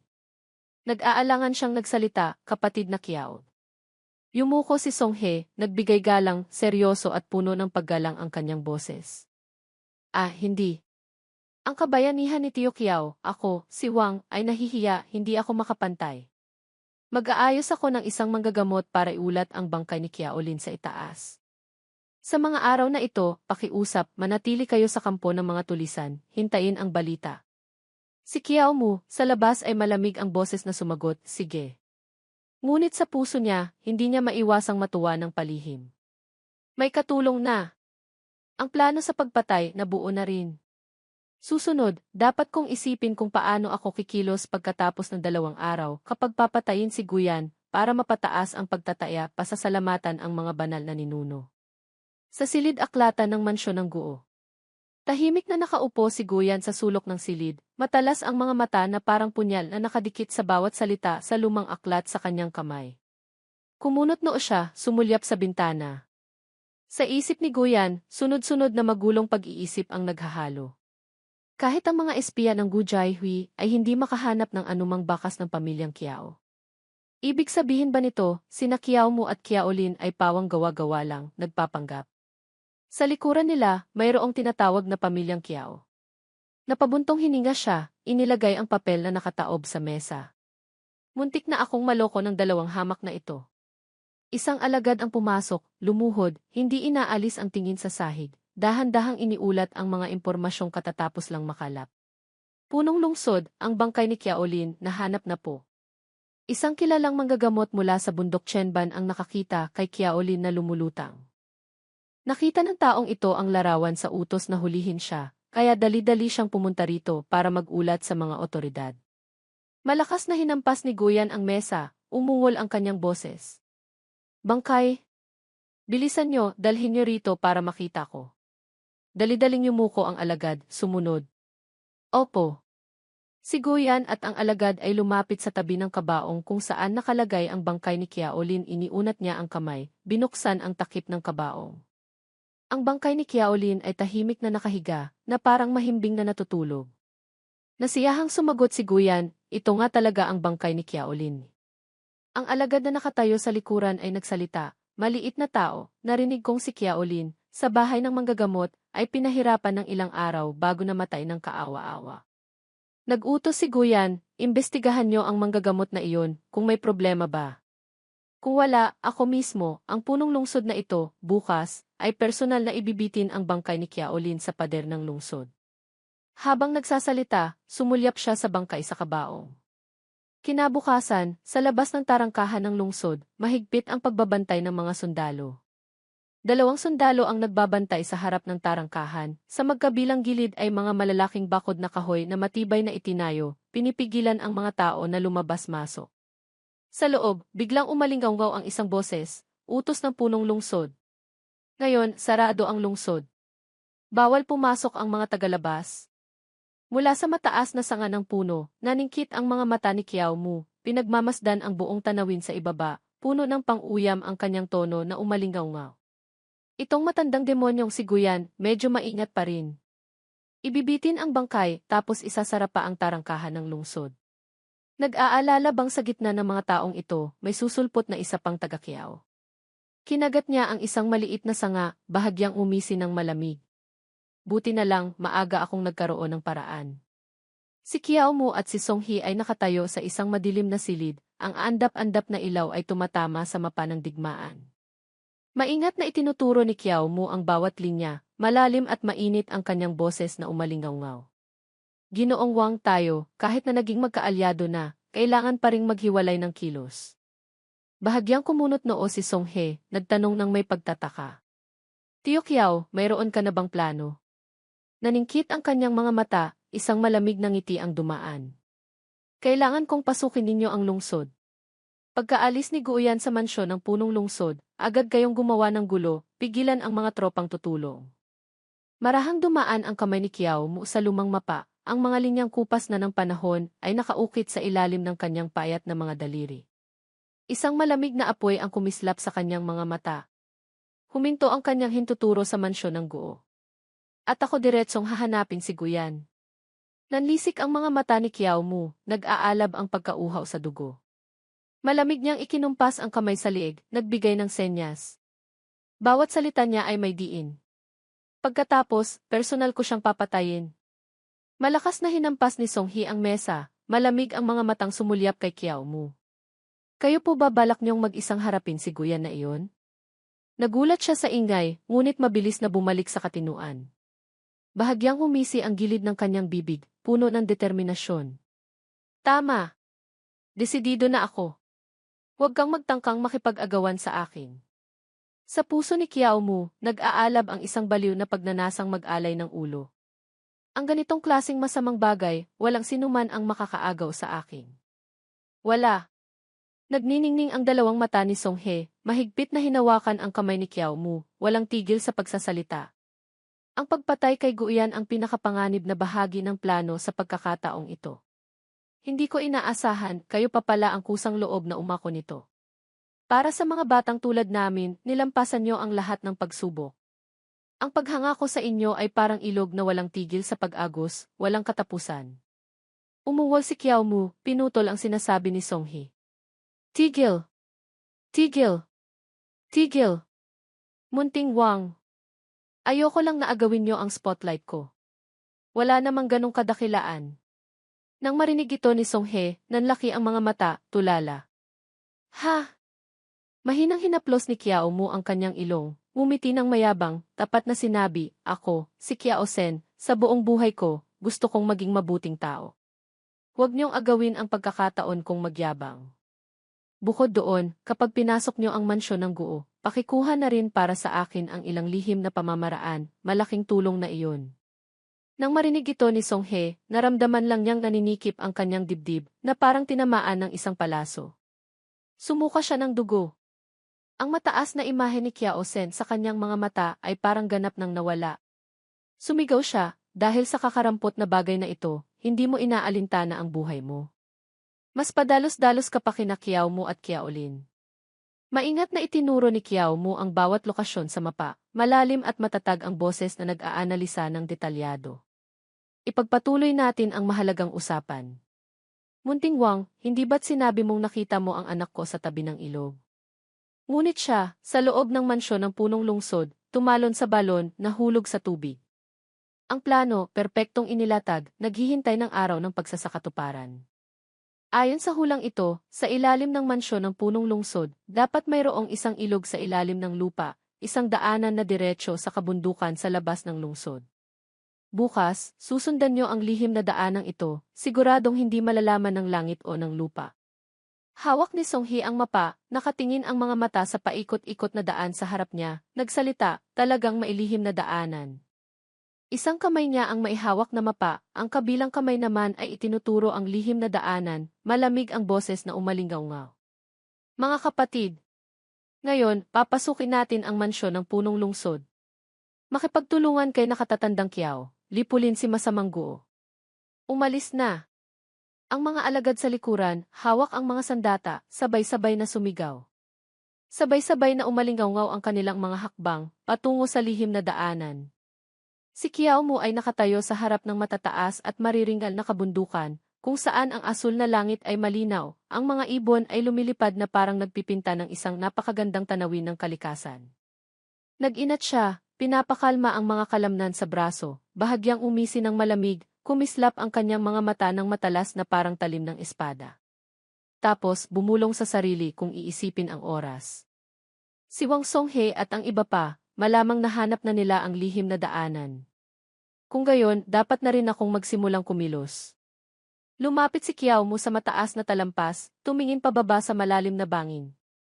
Dumaan ang malamig na hangin sa kanyang buhok, parang huminto ang kanyang hininga. Ang taas na ito maganda. Kung mahuhulog, tiyak na mamamatay. Naghanda si Kiao Mu, sumugod diretso sa malalim na bangin. Isang tunog mula sa panel ng sistema, tapos ay lumitaw ito sa harap niya. Sistema! Sa pagkakataong ito, buhayin mo ako sa itinakdang lugar ng muling pagkabuhay kanina. Sa labas ng lungsod, isang bakanting hardin na walang bahay. Umupo si Kiao Mu, binuklat ang isang lumang tabla sa sahig. Sa madilim na espasyo, dalawang mahabang sibat, malamig, ang lumitaw. dumaan ang liwanag sa matatalas na uka. Hindi niya napigilang sabihin, ang gamit na ito napakakinabang. Diretso nang nabuhay sa loob ng lungsod. Ang dalawang sibat ay magkatabing nakahiga, na parang naghihintay sa kamay ng kanilang amo. Nahihirapang nagsalita si Kiao Mu, paano isinara ang lungsod. Malaking puno. Malaking puno. Guyan. Nandito na ako. Makalipas ang ilang oras, si Guyan, nakasakay sa kabayo, ang nangunguna, kasunod ang isang hanay ng mga alagad, buong tapang na lumabas ng lungsod. Ang yabag ng mga kabayo ay dumadagundong sa malamig na lupa. Ang mga mahihirap at gutom na tao sa tabi ng daan ay tumitingala, sinusundan ng tingin ang itim na karwahe na marahang gumugulong sa daan ng lupa, hila-hila ang isang mabigat na kabaong nayari sa kahoy. Si Guyan ay nakaupo ng matatag na parang estatwang bato sa kanyang kabayo, ang mga mata ay nakadikit sa kawalan sa harap niya. Bawat yabag ng kabayo ay parang tumutugtog ng isang malungkot na tambol. Ang mga alagad ay nakahanay, nagsisikap na itulak ang karwahe pasulong. Sa magkabilang gilid ng daan, bumubulong ang mga tao. Hindi ba't sinabing ililibing ni punong lungsod si Young Master Go ngayon? Pero bakit walang nakadamit ng panluksa? Mayroon namang napabuntong hininga, ang Yan City kailan kaya matatapos ang mga araw na ito? Biglang umalingaw ang kanyang matigas na boses, mabilis na nag-utos. Buksan ang kabaong. Itaas ang bangkay. Isang alagad ang sumugod, sinipa ang takip ng kabaong, inilantad ang loob kung saan nakahiga ng maayos ang bangkay ni Kiao Mu. Dahan-dahan niyang iniunat ang kamay sa kabaong, ang malamig niyang mga daliri ay sumusunod sa buhok, hinawakan si Kiao Mu. Malakas niyang hinila ang buhok na parang humihila ng bingwit, tapos ay ginamit ang lakas para buhatin ang bangkay sa ere. Ang mga tao sa tabi ay nagbubulungan. Ay! Sino iyan? Bakit ganyan kaawa-awa ang pagkamatay niya? Mukhang hindi si Young Master Go. May bumulong, medyo pamilyar. Mukhang yung bayaning dating lumaban kay Young Master Go. Talaga? Kahapon, narinig kong may isang taong nagngangalang Kiaolin na pumasok sa mansyon ng punong lungsod. Siya nga iyon. Si Jiang Shen, isang tauhan karakter na hindi nabanggit dati, posibleng isang random na pangalan o kailangan ng karagdagang konteksto, na nakatayo malapit doon, ay nasaksihan ang lahat, malamig na sinusundan ng tingin ang bawat pangyayari. Puno ng galit ang kanyang puso, hinigpitan niya ang hawak sa kamao. Puno ng pagkasuklam ang kanyang puso. Hindi pala ito libing, kundi parada sa kalye. Ang mga pamamaraan ni Guyan, napakasama talaga. Ginamit pa ang bagay na ito para takutin ang lahat. Sa mga susunod na araw, baka kahit may dumating pang bayani, hindi na sila basta-basta kikilos laban sa kanya. Isang maharlika, hawak ang isang pamaypay, ay bumulong ng may pang-uyam. Itong bayaning nagngangalang Kiao, anong klaseng bayani ba iyan? Sa liwanag ng araw, nangahas pumasok sa mansyon ng punong lungsod para pumatay. Ayon sa batas ng dakilang yan, iyan ay isang krimen na dapat parusahan ng kamatayan. Ang karamihan sa likuran ay biglang sumigaw na parang bagyo. Ang mga matang puno ng galit ay nakatuon sa maharlika, malakas na tumututol. Pumasok sa bahay ng iba para gumawa ng kalokohan. Ang ganitong klasing bagay, hindi ba't kaunti lang ang ginawa ni Young Master Go noon? Tama! Bakit hindi mo sinabing lumabag siya sa batas ng dakilang yan? Ngayon, sa Yan City, ang mga namamatay sa gutom ay nakatambak sa daan. Ang punong lungsod naman, hindi nakikinig, hindi nagtatanong. Kung susundin ang batas, ang unang dapat mamatay ay siya. Galit na sumigaw ang maharlika, iwinasiwas ang kamay, nag-utos. Isang grupo ng mga hamak na pulubi, nangangahas pang gamitin ang batas para laitin ang mahal na punong lungsod.